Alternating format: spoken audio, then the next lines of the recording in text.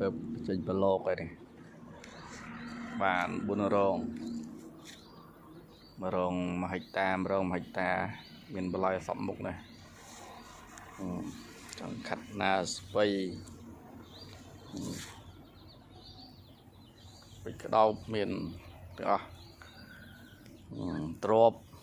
ចាប់ផ្ដើមពងចេញហ្នឹងនេះនេះដេកចាមណាមណាដេកចាមដល់ស្រោមប៉ុណ្ណឹងទេអូនេះខាងអ្នកដាក់កាយគុន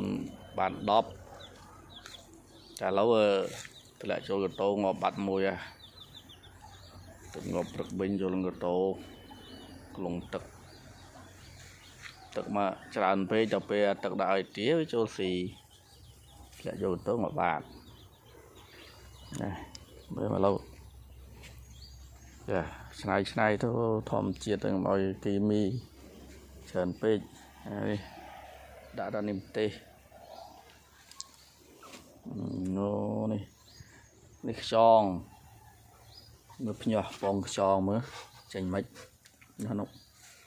យកតម្លាក់បញ្ចូលក្នុងពីងហ្នឹងចំខ្យល់แล้วភ្ញាស់បងស្រោមនេះចាតែធ្វើទៅវិញបានផលអីគេថាទុកនេះដើមចេកទាំងសន្ខ្សែអស់ហើយនៅខាងនេះទៅមកស្រោចទឹកមិនញ៉ាំមកស្រោចទឹក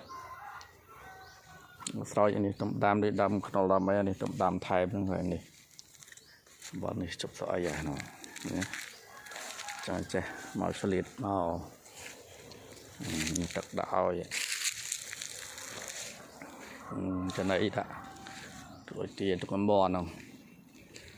នេះបដូងនេះទាស៊ីដែរហើយក្រូចឆ្មាដល់2ឆ្នាំទៀត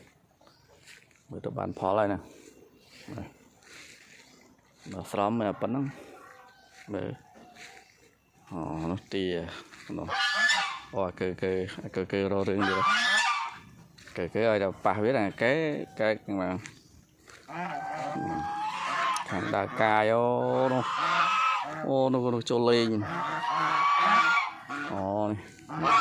ធម្មជាតិទេនេះមើលដេកក្រោមនេះគេដេកជាណាធម្មជាតិគេតិចគេមកលោយើងហ្នឹងគេនៅតុក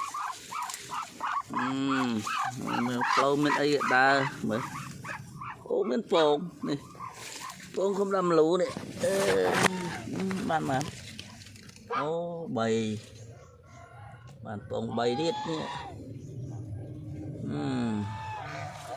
ទៅចឹងធម្មជាតិយើងមិនចង់បានធម្មជាតិតែធ្វើចឹងតែរស់តាមធម្មជាតិហ្នឹងតតែរស់តាមធម្មជាតិដែររស់ចង់បានតាមធម្មជាតិតអាសាហើយឆ្លាតតែធ្វើហើយចឹងធម្មជាតិឃើញទេធម្មជាតិតអាសាណាចឹងបើធម្មជាតិទេ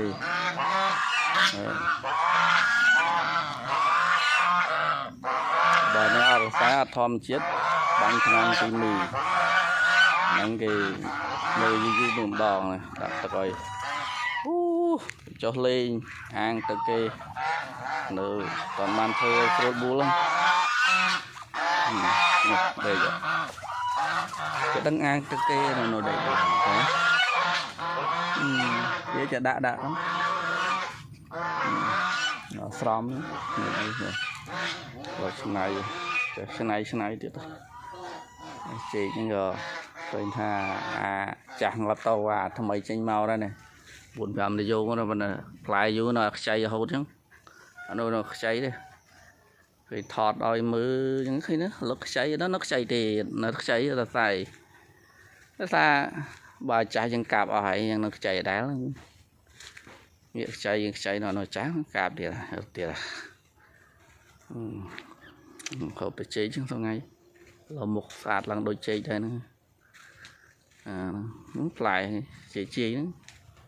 để chị nó xây đa lắm xây nó chắc cạp tiền đó ô này trả đến nè tuyệt vời này cái con cạp tiền nó xây nó tầm đỏ là tầm cạp dầu lại bà thọt chẳng tay toàn ăn lỗ muối này là cắt vài phè là vẫn ngay vài triệu ta nè đầm một con làm đầm đàm thẻ bằng tận đó mình là phần năng ai